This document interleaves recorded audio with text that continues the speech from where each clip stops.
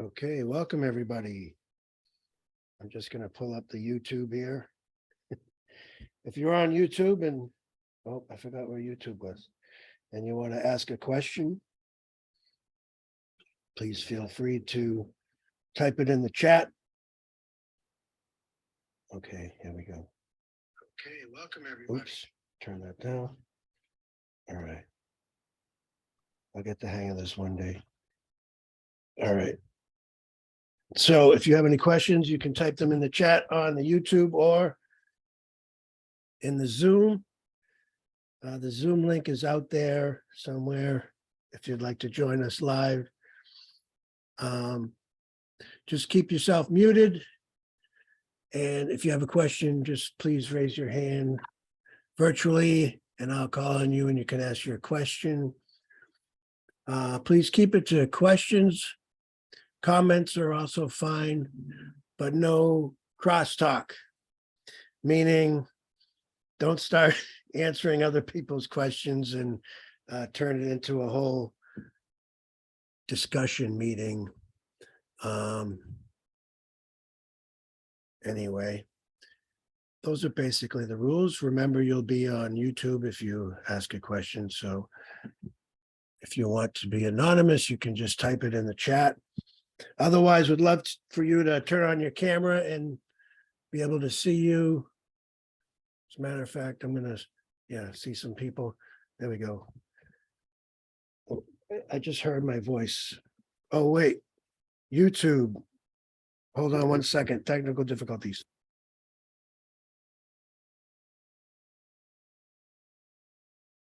Okay, got it. Anyway, non-duality is, for anyone that's new, is not two. Just this one without a second. Just this one apparent happening. To no one, by no one. And it's this beautiful tapestry of sound and music and color and action, like an amazing movie of your apparent life.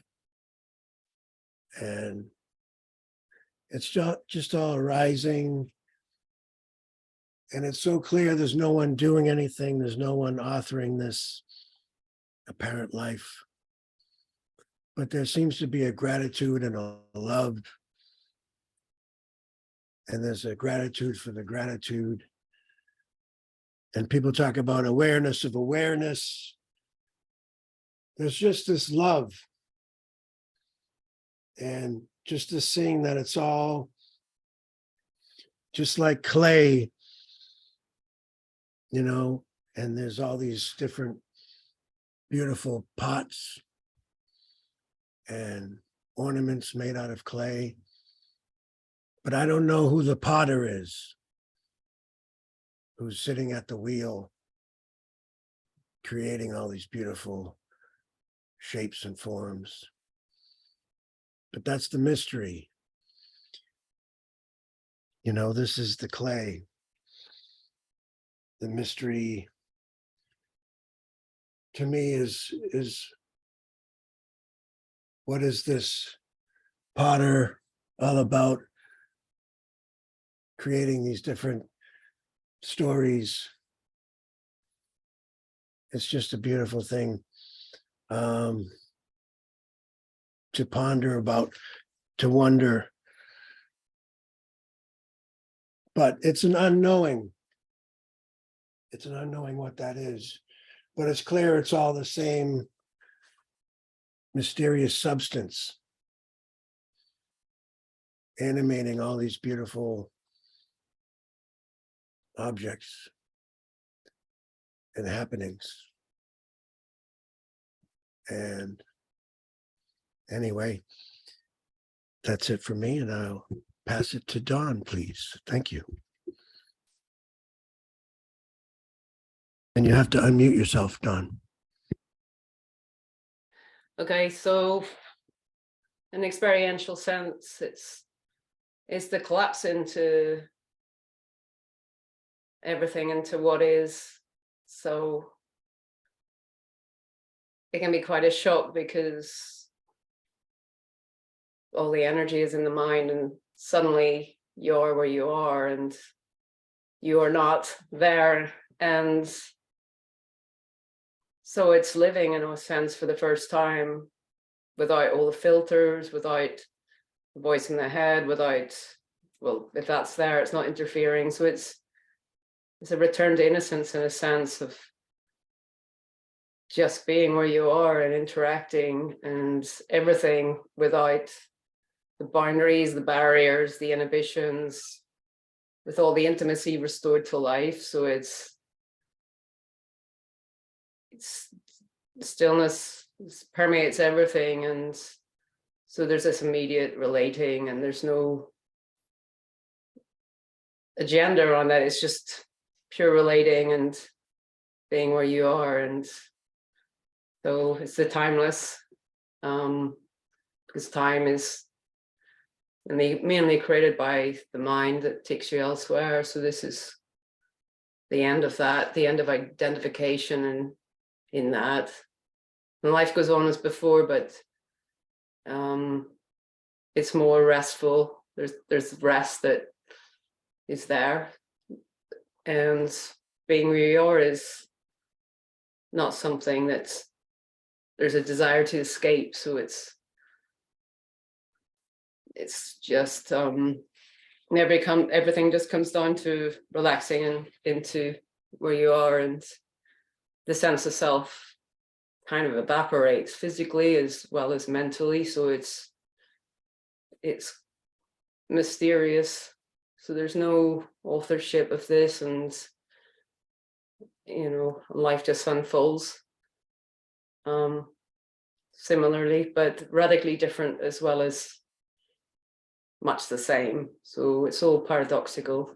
And yeah, the piece that passes understanding, that's kind of the heart of it. It's kind of understood.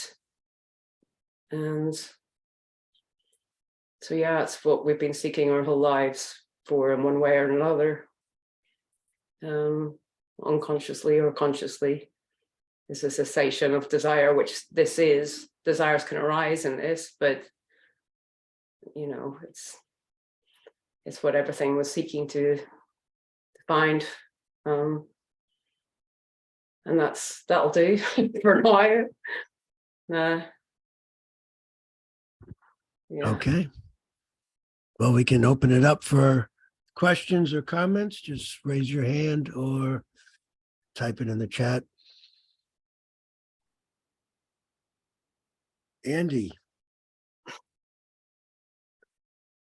You're raising it. You have to unmute yourself. If you, yep, there you go. Hi. So Walter, you were talking about a potter, okay? So what is your sense of the divine then in that state, if that's what you're talking about? Well, I don't really think there's a potter, a separate potter, but there is this apparent happening, this conversation of two separate beings, So it's just a poetic way of saying that I'm in awe of this mystery, and that there seems to be this creation, this happening, this interaction. So are you having a sense of divinity or something along those terms? Well, I don't see divinity as, I don't see as there's anything that's not divine. It's just this one beautiful unfolding. So there's not a separate potter. There's not a divine creator, I don't believe. It's just the creation. It's just, maybe it'd be better to say there's just the clay. There's, even the potter is made of the clay. But there is no separate potter. There is no creator, because then there's creator and creation. There's the potter and the clay and this duality. But I just like that metaphor and that image.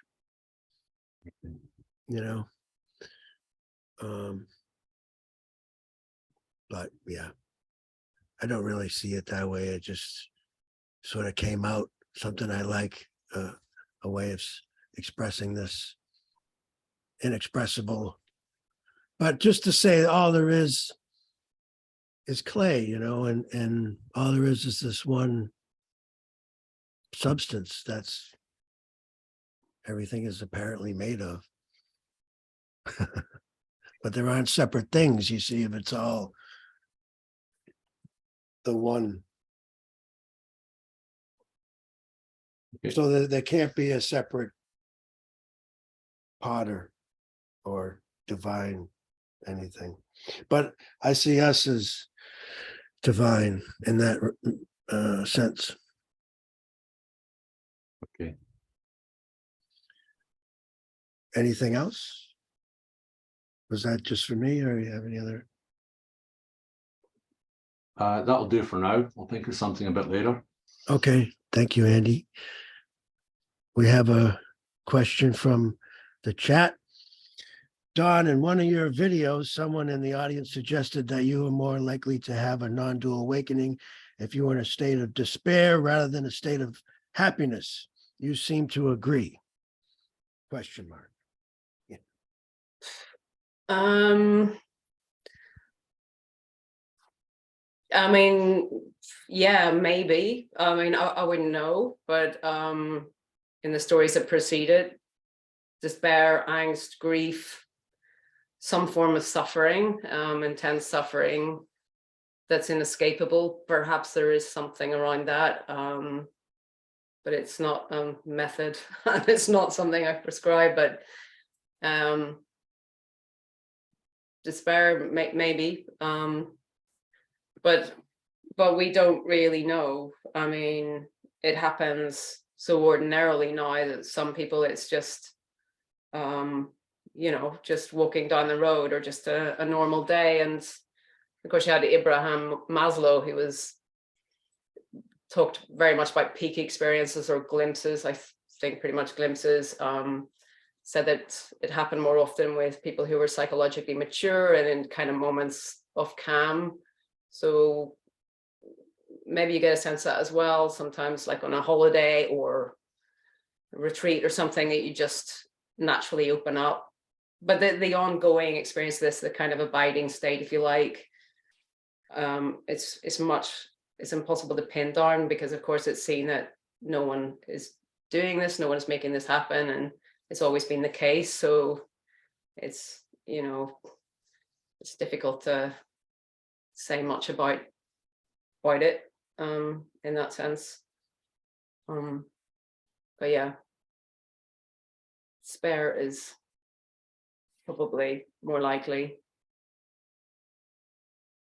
I think we're more open to energetic experiences when there's a kind of like, you know how it is if you know, instead of turning left on your normal day, you turn right, or there's a bit of novelty. In fact, it seems like presence, whatever this is, seems to like that. And it seems certainly here, it's deeper when there's novelty there, or when there is kind of an imposed rest, like a cue or something like that. You know, there's a falling deeper into this. There's certain situations that encourage it. So you've got retreats that kind of, I don't know, stimulate some of this energy sometimes. So there can be a glimpse in that, or there can be energetic experiences in that.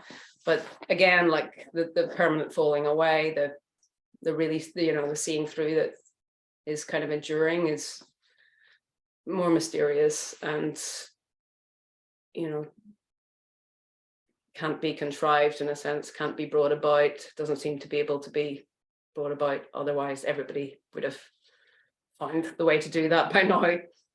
So I don't know if that helps, but. Thank you, Don. We have more questions in the chat. We have a question about non-linear time and alternate timelines. I think, yeah, it seems like it's horizontal, like it's all in the immediacy. But yeah, time seems of the imagination. of the mind. How about you? Any thoughts on that? Alternate timelines? Yeah. Yeah, well, yeah, so everything's happening at once. Of course, like in a near-death experience, whatever, that it could be even more complex. Like it could be seen as living multiple lives, or time does all sorts of strange things. But yeah, in this, it's just the immediacy. So it's just what's happening. So time is seen through in a way. So there is no past and no future, which is, you know, based on the mind-based identity. So it's not real, and yet it's the water in which we swim, and a life is lived out in time. So time is in the timeless, if you like. It's how we navigate life. So that, in a sense, that doesn't totally fall away. I mean, it can totally fall away for a while, but it's, you know, there's an awareness of, it's not like you don't think about the future, what you're doing, but it's the reality of that is gone. So, and there's no identity, so there's nothing to be based on that. So, because the identity is focused very much on mind as well. So, and the story. So yeah, so it falls away, and everything is here now. So not much to say about that. It's hard to describe as well, but it's different than what it was. So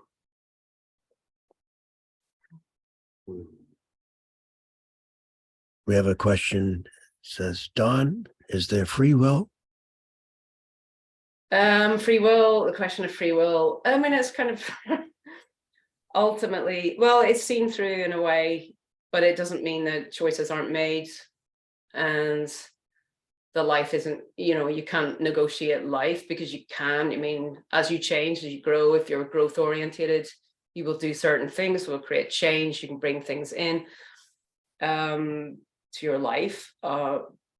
So a lot of the practices around that, you know, creating intentions and stuff, they do have a certain kind of power in a sense, because you're focusing your energy and what you want, or even being able to articulate that. But ultimately, I mean, it can be traced back. Any event can be traced back, and you can see that there's no way you can say that there's agency that created an event. You know, it's more mysterious than that, and yet, so it's not what you think it is. It's not you know, it's not that nothing matters, or there's no significance to the human experience, because there is, and it doesn't feel like, it's not that goes away, you know.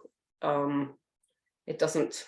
So I don't like to talk about it, because I think people take it in a really negative sense if they haven't experienced this, because you still think about what you want in life. I mean, it's not like desire totally falls away. I mean, it might do in some certain cases, but you don't really want to be like that. You know, like it's good. Desire is good, you know. So, but ultimately, because there's no one in a driving seat, you know, there's no inner and there's no outer. There's no one here. It's just life, you know, unfolding. It's not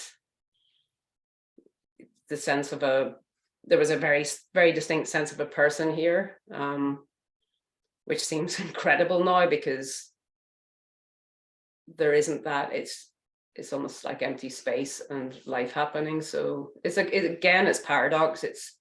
So if you go with no free will, and you hear that in a certain way, it'll make you think of something negative. It's not how it's experienced, if you know what I mean. But you can still have your life goals, you can still have things you want to do, you can still feel desire and all the rest of it. So it doesn't change what you think it changes, maybe.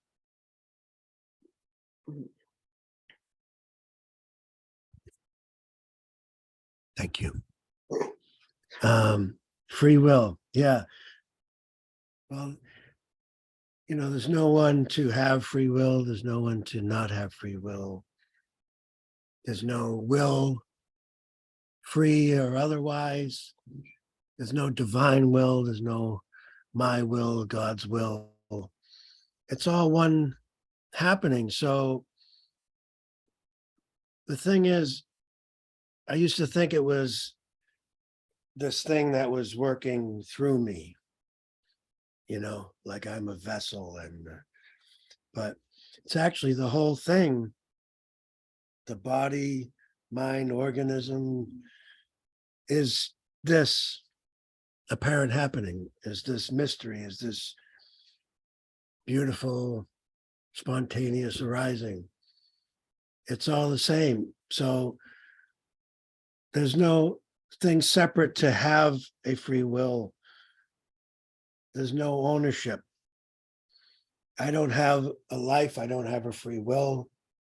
I don't have, there's no one, there's just this outpouring from, I don't know. That's what we were talking about, the potter. That's the mystery. I don't see a separate creative something with a will that is working its way through this, like a channeling kind of a thing. Because that would imply separation, that there's the channeler and the channeled, the meditator and the meditation. There's just the happening. There's no authorship, ghost in the machine, however you want to say it. We got a couple more questions for Dawn here. Dawn, you have talked about being in hell and seeing demons, I think. Were they real, or was it an experience, vision, generated by mind, thought?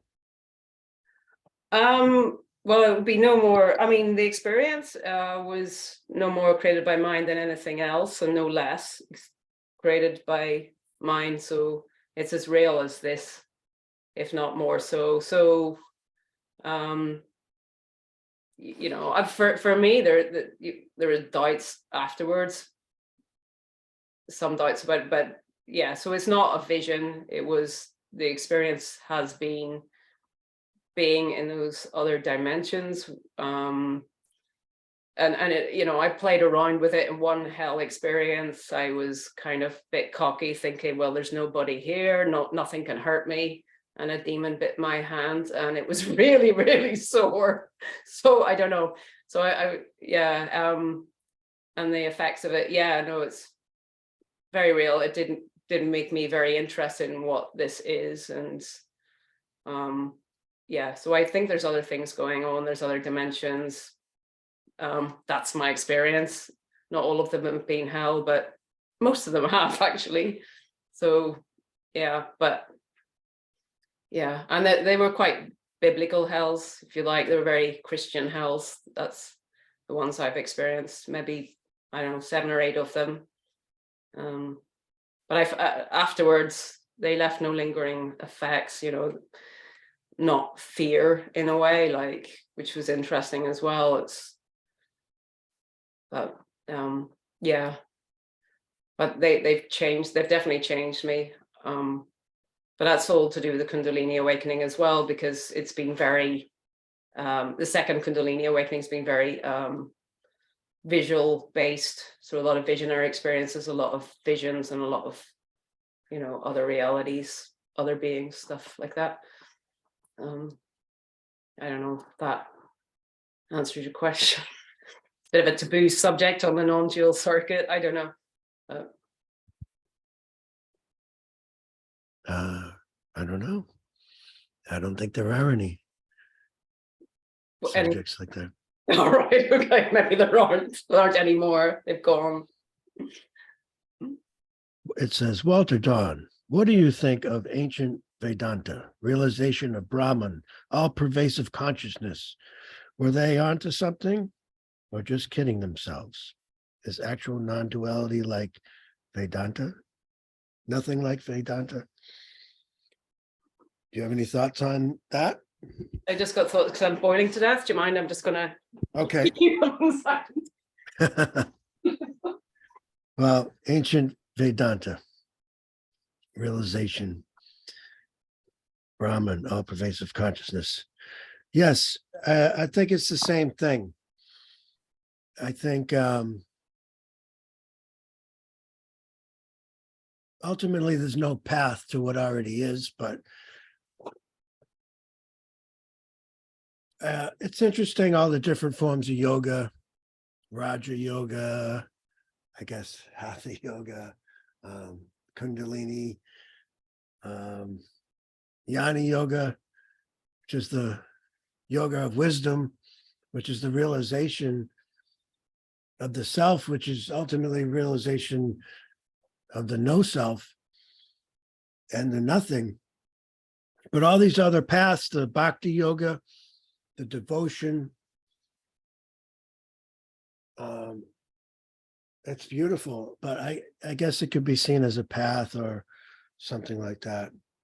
But when I was introduced to non-duality, it was more the Jnana yoga, and they were called Jnanis, and the self-realized. And that's what they were talking about. There was no separation.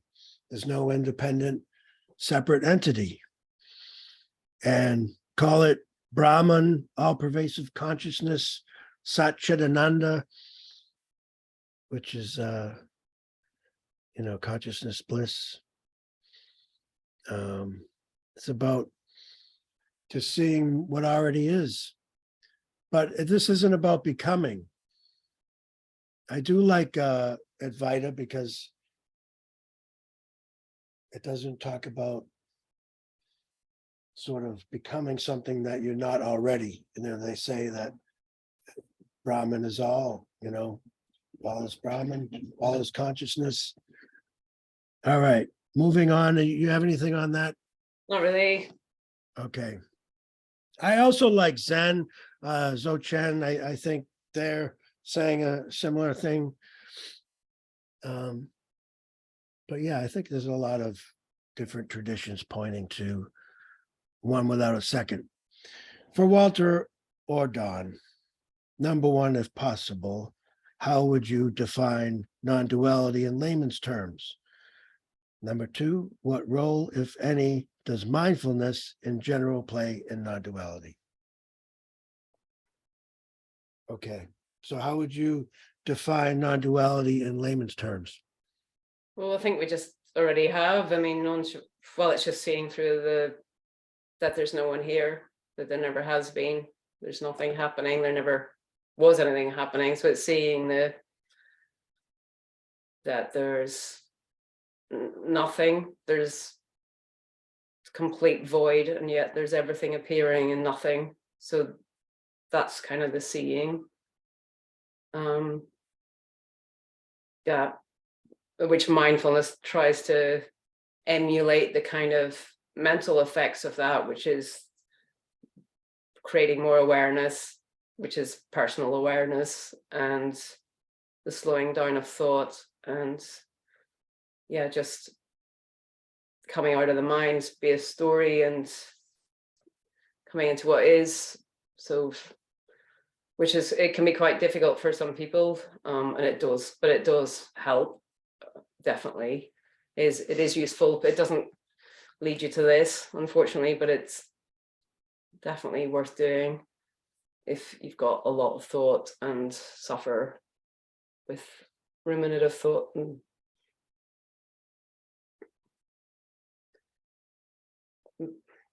What about you, Walter? So how would I define non-duality in layman's terms? Just it's been said, one essence appearing as everything, or no thing appearing as everything. I don't define the no thing. I wouldn't want to say God, for instance, because I think it has too many things associated with it. I don't think that this no thing has any qualities that I could say, because I am that one no thing. So I can't step back from no thing and everything to see, to know, to witness, to define what this appearance is. It just seems to be. And so it's this no thing appearing as everything, or no thing being everything. I'd say that's as simple as I could put non-duality. And the other part of that, mindfulness. I used to do some mindfulness practice, loving kindness, meditation. And I really like those meditations and just witnessing the breath and being aware of sensations, because it is similar in the respect that without defining, labeling, just a sort of a gentle witnessing presence, seeing whatever's arising and not grasping onto it or holding onto it. You know, they say like you're walking a puppy down the street and he veers off into the street, you don't yank him, you just gently pull him back on the path, and just to not be carried away by any thought, but just sort of witness them arising without judgment, and it's beautiful. I mean, I think the point is that there's no one that's doing that, and that's just what's happening. So there's no meditator. There's just meditating. And to see that as well, that's not about an effort. It's not about accomplishing something. It's not about getting somewhere. It's the meditation itself, which I think is the same for life. But it says, next question, Don, do you actively seek trigger Kundalini awakenings, or are they involuntary? Are they helpful or dangerous? Gopi Krishna seemed to have been almost traumatized by his for the rest of his life. Well, he wasn't at the end of his life. Gopi Krishna, I think it ended up very beatific and in a really good state. But yeah, he did come to the edge of madness, the edge of dying, basically, because his appetite was severely affected by it, so he could barely eat. So it really depends. I mean, I think most people, my guess is it's actually advantageous. So most people are really, you experience it as a gift, because it brings a lot of insight. It brings a lot of curiosity as well. What is this? So there's growth through it for sure. It does seem like a process. I mean, Gopi Krishna referred to it as the evolutionary energy in man. He might have been going a little bit far, I don't know. But it certainly, it seems like a fast track kind of therapy process. In my own experiences, like recently I've had them where, yeah, you're seeing psychological content in a very clear way, where it's felt, where it's seen, where it can fall away very, very quickly, instantaneously even. So I think some people do struggle with it, and a lot of the time it's been, people said that's to do with the trauma, but I don't know if that's always the case, because some people who have incredible trauma don't have any problems with it. So I don't know that that's always the case. Maybe there is some correlation there. I don't know. In my own case, it's been, even the darker experiences have been nourishment and have been learning and have been exciting. And so can I bring it on? Mostly it rises spontaneously. I noticed it rises more during periods of crisis, or if I haven't been sleeping well, if I've done something unusual, or if I'm, yeah, in certain conditions, for sure, shock, surprise, novelty, that sort of thing. it can spark it off again in a more intense fashion. You can, I don't know, contrive it. I think some people can to a certain extent, if they meditate more, because one of the things is if it gets out of control, of course, you can kind of bring it back down by eating more, like more dairy, more heavy meats, less meditation. So it's, you know, everything anti-retreat, basically sleep more, eat more, exercise more, and you'll bring the energy down again, hopefully, you know, unless you need major tranquilizers or something like that. So it depends. I think mostly it's, I like to think mostly it's favorable, because I mean, a lot of those experiences are very, very beautiful and very sacred and very interesting. And, you know, and there's still a taboo that exists. I think that's falling away now, like of talking about this stuff, because it did used to have bad press, I think, you know. So there's a huge sort of saying it in terms of madness, and it's very separate than that. Though, of course, you can have a Kundalini awakening and have psychosis at the same time, or, you know, they can, for some people, they may not be able to sort of contain that, because it might entail, and I know in certain cases it has entailed, you know, they can't undergo that without ending up, you know, in hospital or something, but that's in extreme cases. So most people, I think, can handle it. It depends. Maybe it does depend on your psychology, but, you know, it's good fun and it's very exciting. Enjoy it, and I want more, and I would do anything to get more. Yeah, sure.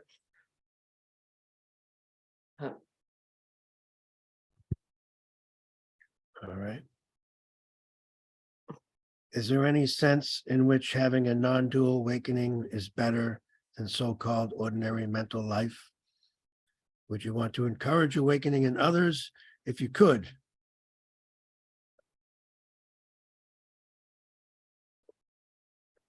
Do you want to answer that? Okay, sure. Better.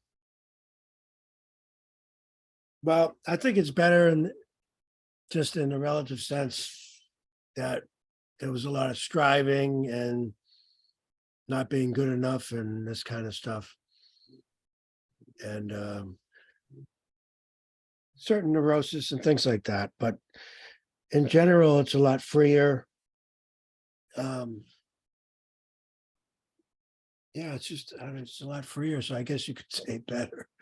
But ultimately, I just see it all as, you know, it's contradictory, because at the same time, I just see it all as one beautiful happening. So I don't see better or worse, but I can just see my own experience and that, yeah, things feel a little lighter now, that I'm not trying to arrive somewhere else. There's a lightness to it, less seriousness, I guess. And it, you know, I mean, we're doing these meetings and everything. This is kind of fun. It's not a serious, boring thing. I mean, it's just seeing that it's amazing. Rumi said, sell your cleverness and purchase bewilderment. It's like this unknowing, not having the answers, not, you know, having to figure it all out, not having to arrive anywhere. It's already. So the other part of that was encourage others. No, it's not something I would go out there, and it's more of a, you know, like in the 12 steps, they say attraction rather than promotion. If people are attracted to and want to hear this message and check it out or read about it, then they'll do that.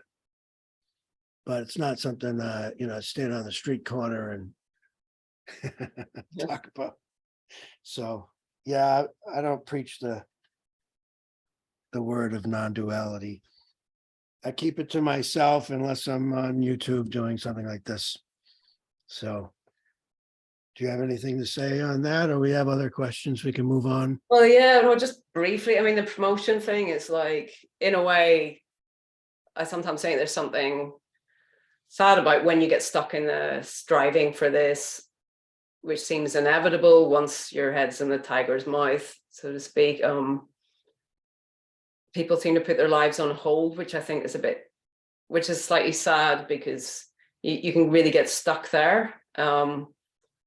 You know, and for some people, yes, it creates relief. They know, they get a sense that there's something else going on, but of course you don't know what that is. But so I suppose it's both good and bad. But no, I also, like Walter, it wouldn't occur to me to talk about this now unless asked, because I've no desire to do so. So it's not really what would be my desire. It's not, I suppose there's not that evangelical kind of conversion thing going on.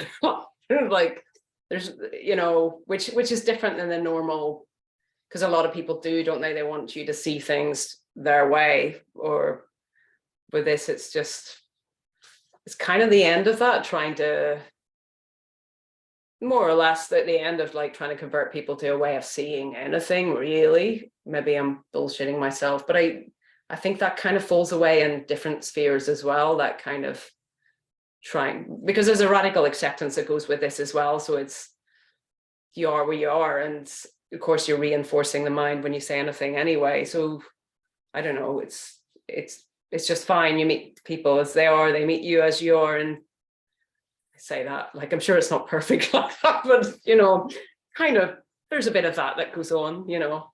So yeah, which I think is great. I like being around people who don't try to impose their way of seeing on me. So likewise, you know, although they often do.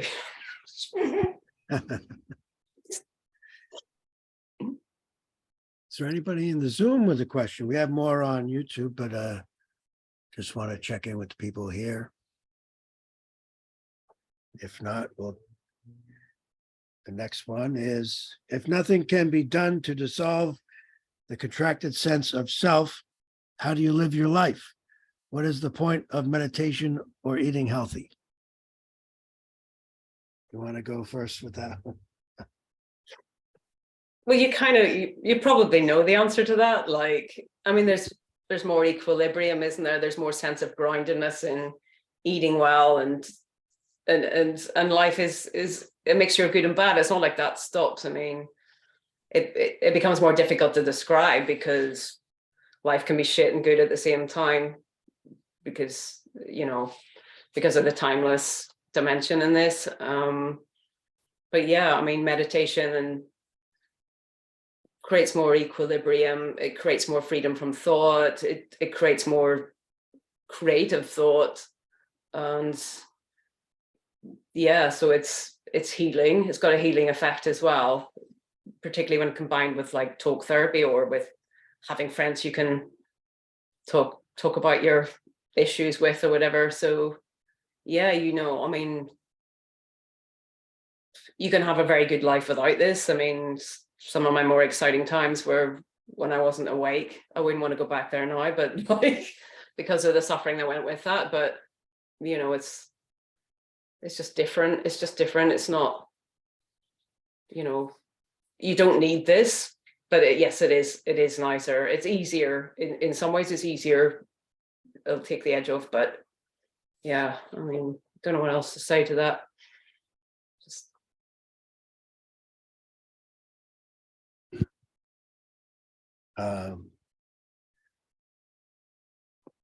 well, the contracted sense of self is also this no thing appearing as a contracted sense of self, and there's no one apart from it to dissolve it or to make it lessen.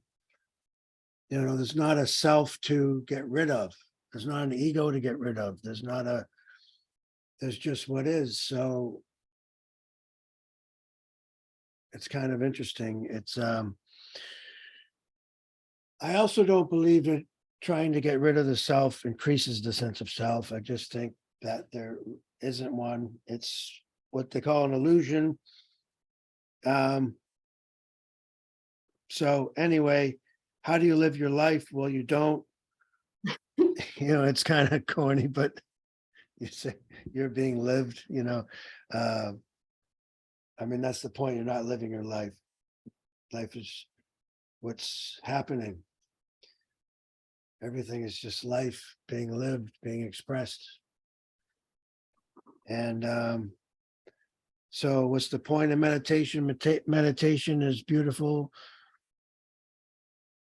And I think, you know, like we were saying, it's very similar in the way that, I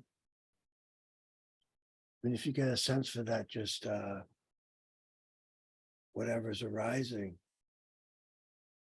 and that there's a witnessing presence. And there's really no one in there, no one doing any, no one thinking these thoughts. They're just thoughts are arising, but they're not happening to anyone. No one's creating those thoughts. No one's thinking those thoughts. There's no thinker. There's only this apparent thinking. And this witness of thoughts is not separate from the thought.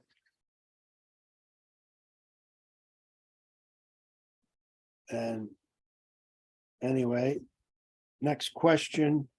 Oh, eating healthy. I don't know. I mean, that's just good for the body. Not denying there's an appearance of a body that might live a healthier, happier life if it's taking care of itself. So I don't know. Do you have anything to say about eating healthy? Well, it also helps the mind as well. I mean, it's all part of being grounded, isn't it? Eating properly, sleep, resting properly, sleep, you know, relaxation. But it, you know, let your hair down once in a while. You know, it's balance, isn't it? And but you know, I wouldn't get too fastidious about it. You know, it's good to eat crap once in a while as well. Like don't just just enjoy your life, but yeah, take care of all that. It all feeds into the same thing. It's, you know, self-care, which is good to, if you want to have a rich, fulfilling life, self-care most of the time, and then throw it out the window once in a while. You know? But yeah, it's good. Nourishment, it's good. What criteria do you use to determine this isn't psychosis or delusion? Well, it will be seen as something that's good. So it's not overwhelming. Generally, you won't feel the need to talk about it all the time. You'll be able to kind of contain it where you have to. There will be a perspective on it, rather than in it entirely. You'll be able to comment on it, reflect on it, rather than be carried away by it. So, but the main thing is it's seen as positive. It's there's a trust there of, you know, process, you know, the process being a good one. That's the main determinant. I don't know. There's lots of other things if you really get into it, but I mean, there's exceptions to this as well. You know, Suzanne Segal in, you know, her book and Collision with the Infinite, she experienced a lot of fear with her non-dual awakening, and which was diagnosed as dissociation, which it turned out it wasn't. So, I mean, there are anomalies. You know, she could have ended up on heavy meds, and there's plenty of people who do. Maybe there's more fear there because they don't recognize what they're going through. They don't have a context for it. So it's, you know, it's important. So, you know, so there'll be less fear around that. You know, you might be diagnosed erroneously if you don't know how to speak about this, or you don't have a context, or don't know when to keep your mouth shut. But yeah, it's generally seen as a good thing. Yeah.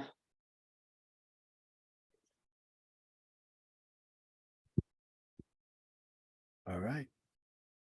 Even though it's all just happening anyway, it still seems like important choices need to be made.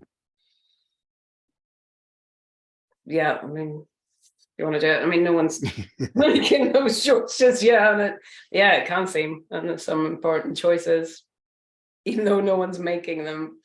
Yeah, but you'll go through the motions of that and do what you have to do, you know, that's life. There's no getting away from that. Conflict can still arise because we have competing desires. We don't just desire one thing. There are very different components to the self, you know, there's still a personal self, but it's not owned by anyone. So even though this collapses into oneness, well, there's only oneness, there's different parts of the self, different desires, you know, and then something happens or it doesn't happen, and we go, oh, there, a choice has been made, and but we can get stuck for a long time on that as well, or seemingly stuck. So Yeah, choices are made, but there's no one making the choices. I guess that's the distinction when we say there's no one that has free will or doesn't. It's just choices are still being made. There's still the illusion of a choice maker and you know, deciding between two different paths, you know, which one to go down. And then that choice is made, but it's all, you know, there's no one behind that, no decision maker. But there are decisions being made. So it's really not an issue of important choices. It's just there's no one making important choices. So Walter and Dawn, thank you for sharing your insight. I have subscribed, looking forward to learn more. Well, thank you very much. Thank you. Thank you for being here. Chat, let's see. Do some people have a non-dual awakening and never want to talk about it at all, or very little? Do you know of any such people? Yeah, I do. Yeah, I know somebody that won't come on this channel that I've been trying to get, but yeah, there are people that just rather keep it to themselves. How about you, Dawn? You know anyone like that? Yeah, and there's people who just don't know how to get on, how to talk about it. Yeah, no, I don't know any personally, but yeah, I mean, I wouldn't hear of them. So I know more people who are doing it, I suppose, getting up there and talking about it. Yeah, and they're probably less narcissistic than us who get up and speak about it. Not joking, but like, you know, a healthy narcissism versus I don't know, yeah. Because some people it's just nothing to say about it, and there is very little to say about it. So unless you've got kind of something else going on, it's not really, it can end up kind of sounding like endless repetition, which some people seem to like listening to. So it's fine too, but you know, and not everybody finds words for this, you know, or it can take a long time to find words for this, or else they may be unsure, even though it's obvious. It can be obvious and doubt at the same time. So there's more paradox in that as well, depending on your psychology. If you're a bit of a doormat, you might find it more difficult, maybe just to, all right, it is what it is, it's just an awakening, you know, so, or to identify it, or there may not be any desire to identify, you know, depends. No, and it may not be a radical shift as in, you know, if the more sort of suffering you've undergone, it's so obvious. If if there's a complete shift out of the blue, it can be quite exciting, because it is like a chance to start again, or another life, or like a reincarnation almost. So yeah, it depends so much.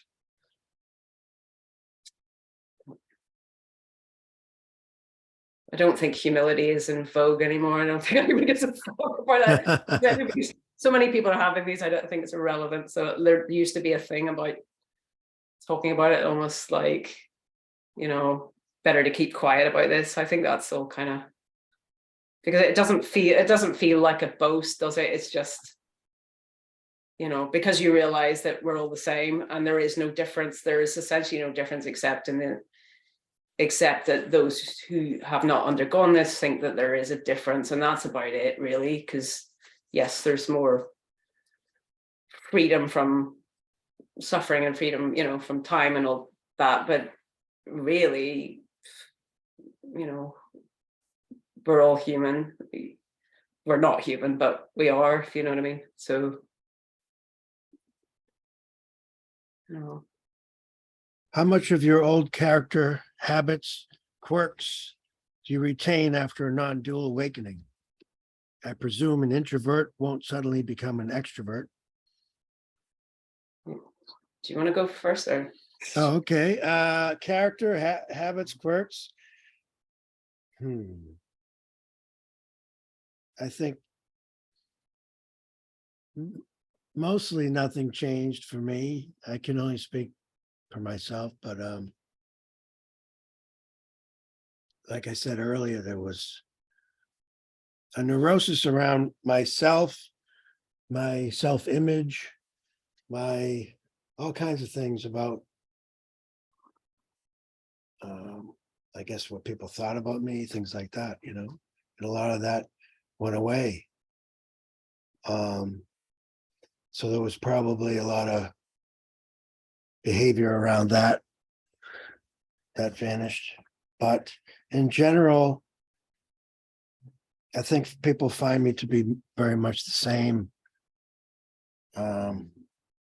So it's, it's an inward thing, inwardly reorganized, seeing that there's no one here. But anyway, how about you? What do you think? Yeah, Character? character. I mean, I suppose curiosity was something I realized there's so much more of that now. So there is a curiosity about others, and there wasn't the space for that. So there's more space for that now. So less self-obsessed maybe, and and a lot of the neurosis, that being able to breathe and just be. So less frantic activity, but the character, a lot of the, I suppose, persona stuff is kind of fallen away, I think. So I was always introvert. I'm still introverted. I probably act less introverted, but really that's still kind of a big thing for me. So when I need to chill out, I do that on my own. I go away and I chill out on my own, and then I go back out, So that's one of the kind of distinctions. The extrovert will go out to recover, I think. And, so I only have a few friends, I don't have many. I probably have more than I did have, but I like to spend time alone still. So, but people do recognize the difference in me that have known me for sure. My family do.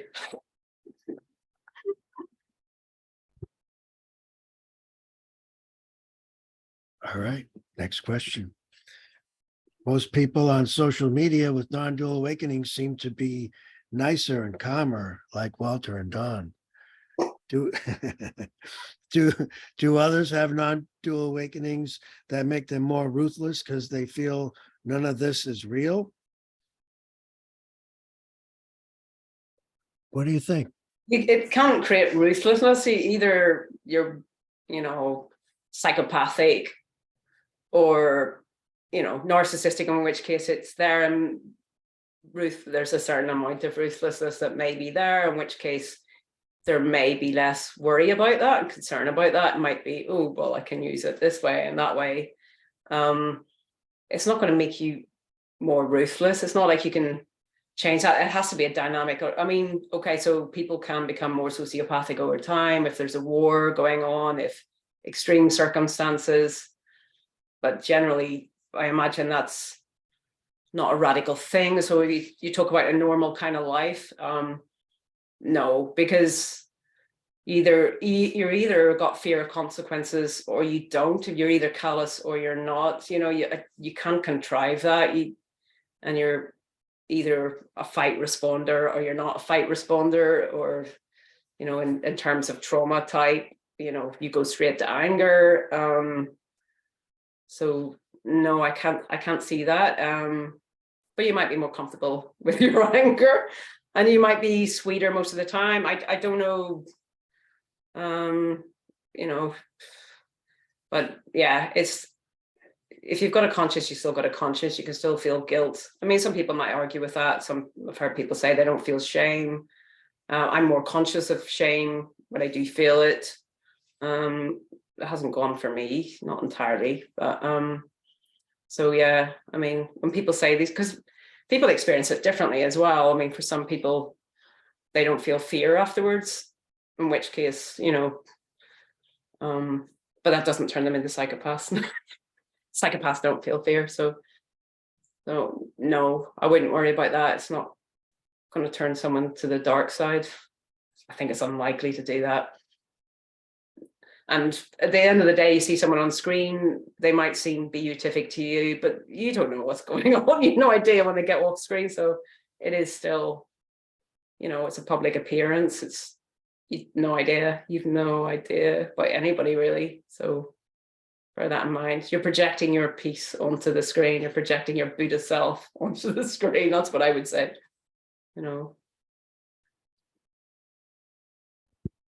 Yeah. I this didn't have the effect that like learning something and then applying it, like, oh, none of this is real, so I can act like an asshole. It doesn't work that way. It's just kind of, you see, this is the way it always was, you know, and if you are an asshole, there's a good chance you're going to continue being that way. But seeing this oneness and this unicity and this love is certainly not going to turn someone into one or be an excuse for bad behavior. It's just, the point is, there's no one thinking this is not real, so I can go out and do X, Y, and Z. It's still just what's happening. I would But- say, no, Yeah, sorry. go ahead. I would No, say go there's ahead.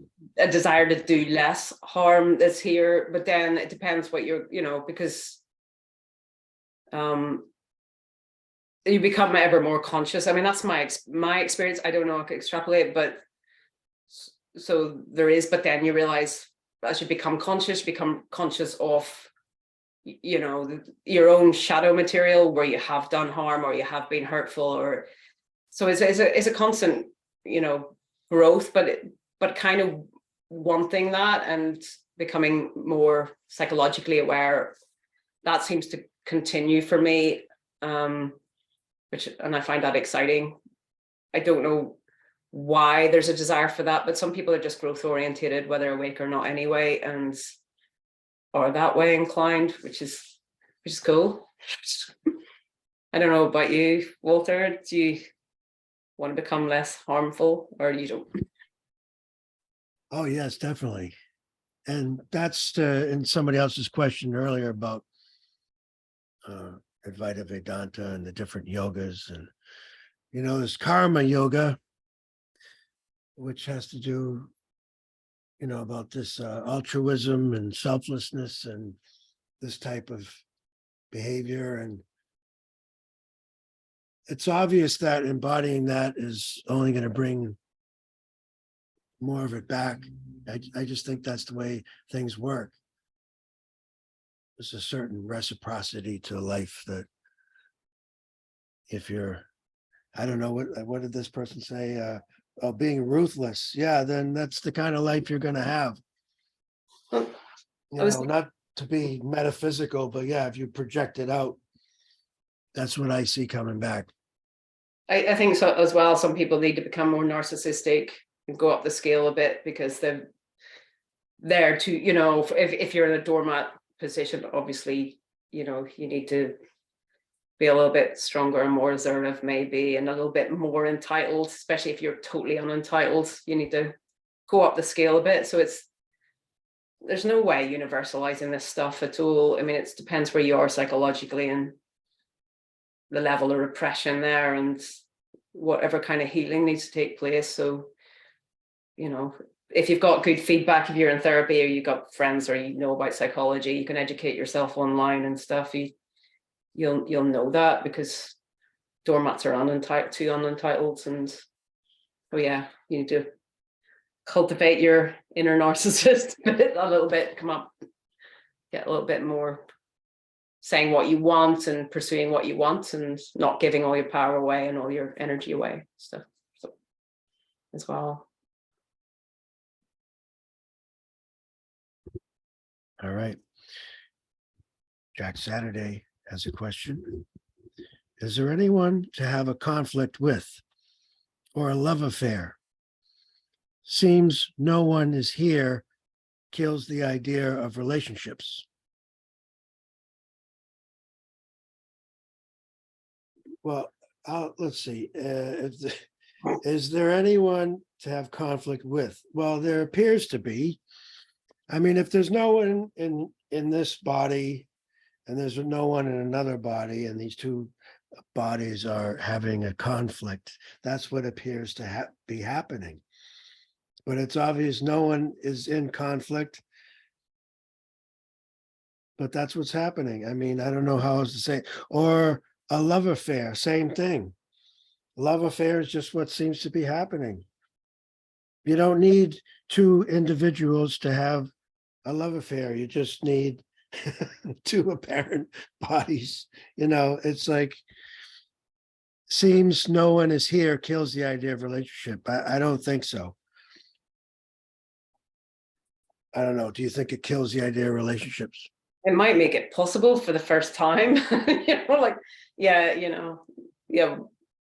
above and beyond what you say. I mean, there could be defenses against that, so it might make it possible. It might make it easier. It might make, but it's, of course, life goes on, desire goes on, and if it doesn't, I think that's pretty rare that it doesn't. I think it usually does. So, it doesn't matter that there's no one here and there's no one there. Yeah, like Walter says, life is irrepressible. It continues. So, yeah, I'd say love is doesn't have all that extra baggage of being a self and all that, So it's not a hindrance in any way to a relationship.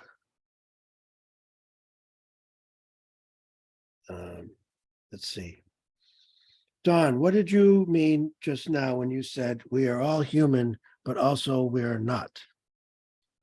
well, because there's only oneness. So, in a sense, human, you might think of as an embodied person, but human desires, I just mean in an ordinary sense, it's almost like the relative and the absolute. I mean, life is just lived as before, seemingly a person going through the motions of everything, conflict, love, hate, whatever, but no one's doing that. So it's always paradoxical in that sense, and yet it is just one thing. So that's where we're talking about the relative and the absolute can get confusing, because it seems like duality, but it's just a good description of how life is ordinary and continues to be ordinary, if not more ordinary, because a lot of the drama, a lot of the story falls away from it. So it is more simple in a sense. Most of the time, not all the time, but most of the time it is. And even when it's not, it's simple at the same time. So it's, that's all I have to say. All right. We have a question about your upcoming book. How's your book coming along? My book, there's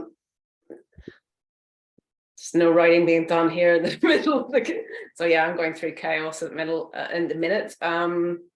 So yeah, it doesn't really go with writing, I find. But yeah, so chaos and silence and chaos and so yeah, everything is lovely and awful. It'll come pretty quickly when I find my writing. It's in a box somewhere. I don't find it. So yeah. Beautifully horrible. Beautifully horrible. Have you found you can read people better after you awaken? Are you better at dealing with people generally? Is it less stressful to do so now? John? Could I fuck? I thought I could. No, I mean, it's an interesting thing for me because it seemed like everyone was turned inside out, so I could kind of see what was going on. In a way, it seemed quite psychic-y, but there was obviously still repression there, so I couldn't read character. I couldn't, so I confused. When I admired somebody, I was unconscious of fear, so I didn't know when I was engaging with someone who was pathological narcissist, for example, to be admiration rather than fear. So yeah, so the Kundalini, my second Kundalini awakening kind of dissolved that, if you like, and brought things to light. So yeah, it helped. It definitely helped, and it didn't help. It didn't help because I was still living the same pattern, even if there seemed to be psychic ability. There was psychic ability there actually, and it was pretty verified. So I'm not going to dismiss that as I would feel inclined to do. But yeah, there definitely was. Is there still? I haven't had it very much recently, so probably not.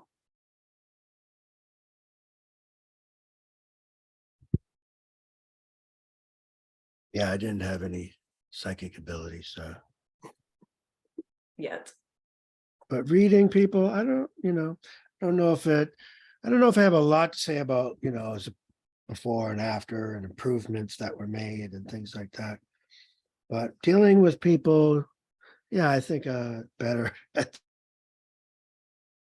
for sure. Oh, well, I think there's less concern with like impressing people and all that. Just there's more authenticity. But I don't really, in general, think, at least what I am inclined to speak about, has anything to do with improvements and this kind of thing. But there is a beauty that is being seen that never was before. And it's just so simple. I feel like it's repetitive. But it's just the beauty of this mystery about what's happening. And even if it is, like we were saying, horribly beautiful and chaotic, and doesn't mean it's not stressful, not painful, but there's this underlying peace. And I don't know what to say about that, but that has made relationships and interactions with people easier. There's no one responsible. Doesn't mean that getting upset doesn't arise, but there's no one responsible for that either.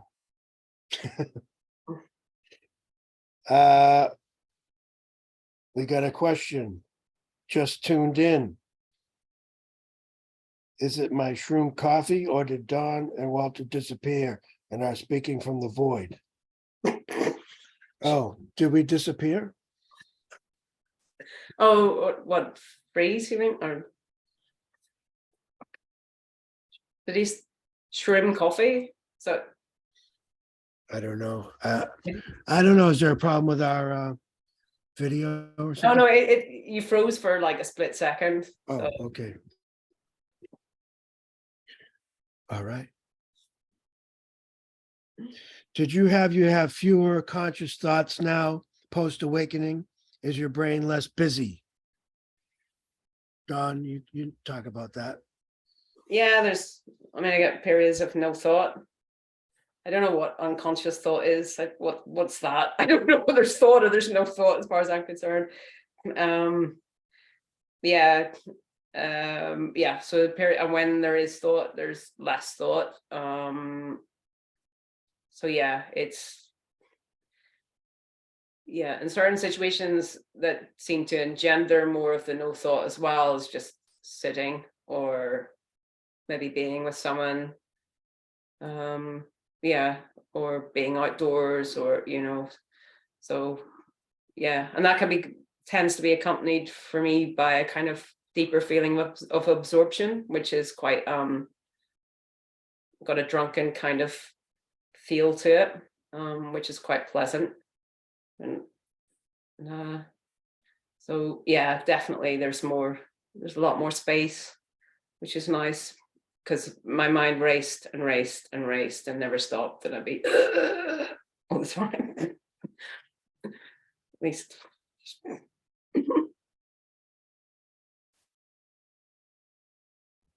What about you? Yes, the voice of 1,000 monkeys. Oh, yeah. It's down to about 100 monkeys now, I think, 100 monkeys. Yeah, that sounds good. That sounds nice. from 1,000. But yeah, it was a constant chatter, dialogue going on there. Now, yeah, it's much more peaceful. I've told you about this, Don, but it's just like, we talked at the beginning of the meeting about the Potter, and I don't see a separate source or anything, but still there's a voice that comes through, and it's just one still small voice that just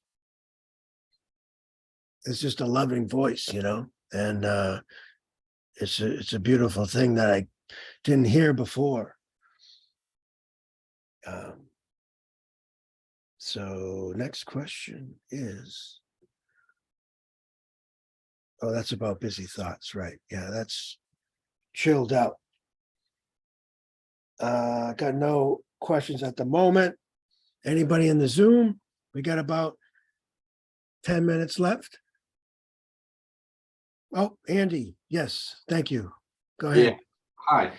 So just linking back to that thing about choices and a chattering mind and no one making a choice, but yet still making choices. So what's influencing those choices? Is it our old friend ego, or is it something else?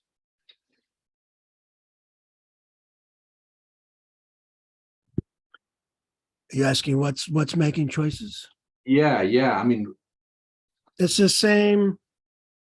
what you were talking about, feeling some beautiful voice in your head.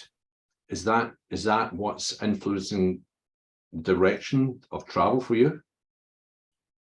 Oh, influence. No, it usually just says, I love you. Okay.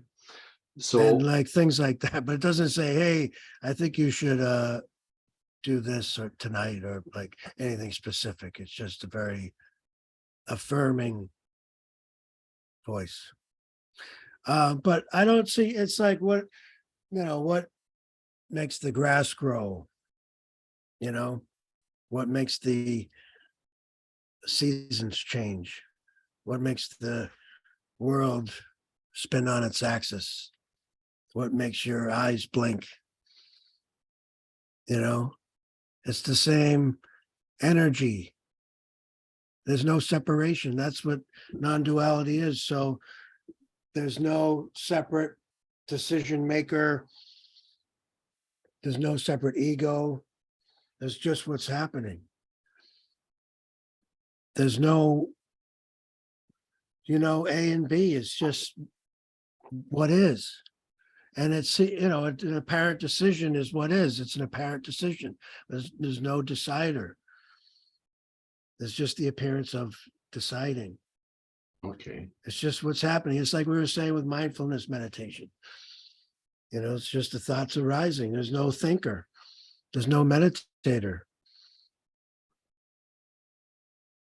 There's no decision maker. Okay. Don, what do you think about that?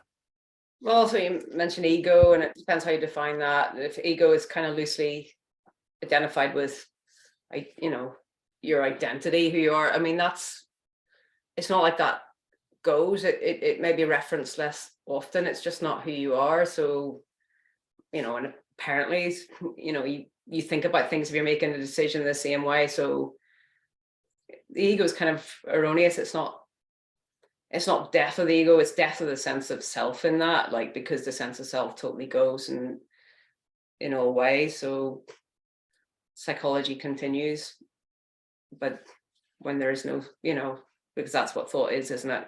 The thinking mind is the psychological mind. So you could say that's what, it doesn't make the decisions, doesn't make things happen, but it's the process that you go through when you're deciding, isn't it? When you're, as well as the emotions. So I mean, that's the self that's owned by no one in a way as well. So it's kind of paradoxical there too, because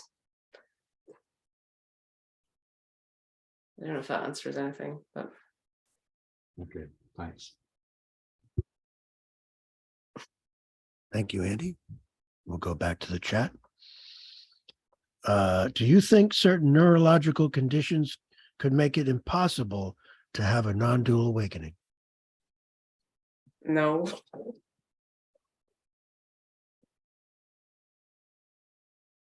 There's nothing that could, I mean, maybe, no, I don't know, maybe I can't speak for everyone. Obviously, schizophrenia, there's some very difficult conditions, aren't there? I don't know how it manifests in that, but it can't, there's no, everybody's already that. So there's no reason, I can't see any impediment to it. It's not like anyone's outside of this. And I don't think too many people struggle with that afterwards. Not like Kundalini awakening or something like that. So I don't know. There's a lot of people with conditions who wake up, just do, a lot of us have neurological conditions and other conditions, like, which are descriptions anyway, really, mostly, well, neurologicals, whatever. So, and there might be more suffering in that as well, so.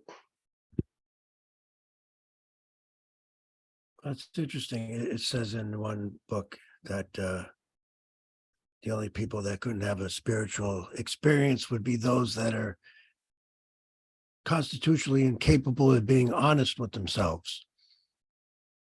Well, that's everyone excluded. We're all fucked.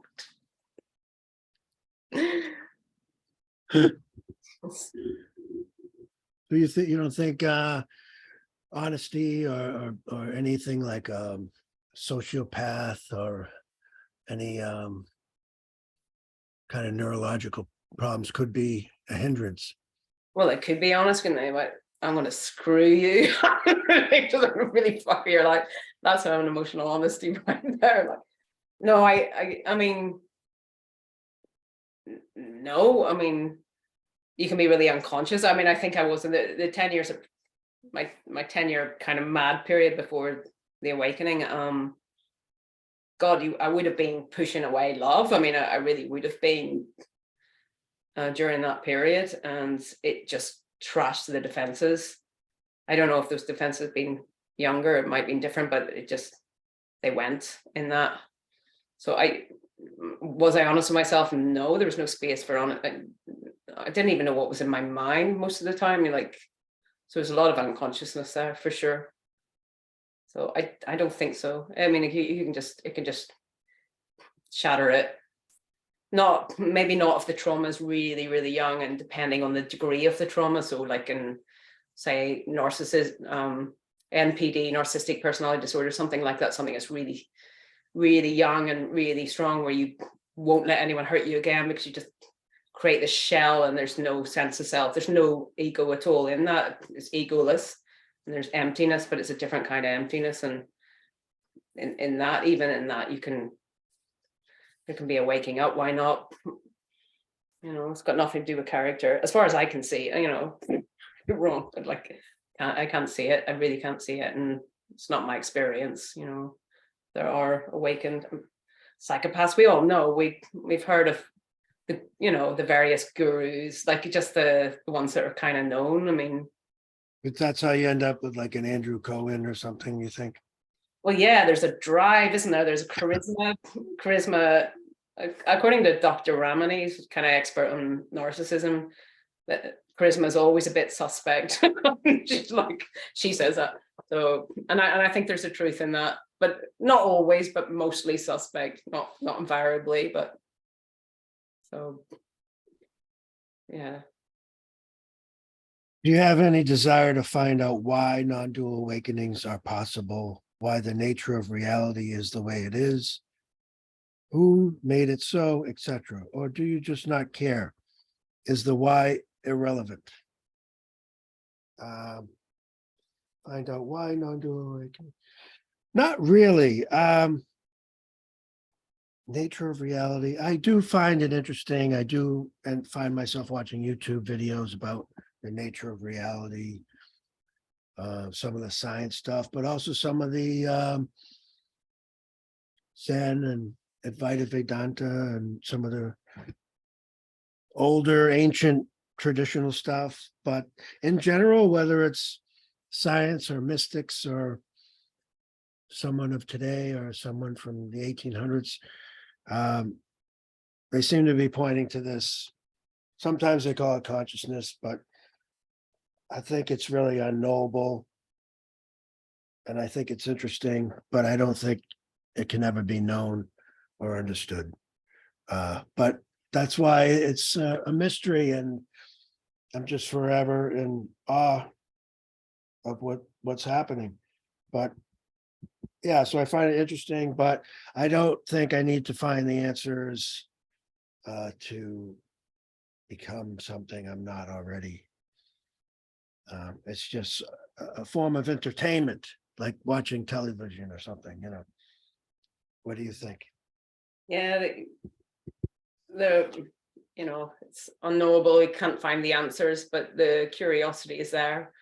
But I think I said before, like in my case, I don't think there was that curiosity until the Kundalini awakening. Before that, I was too busy just being blissed out. So yeah, for me, the curiosity is intensified of what this is, I suppose, due to experiences. And I know that there's no conclusion I can reach on that, but I do think there's other stuff going on.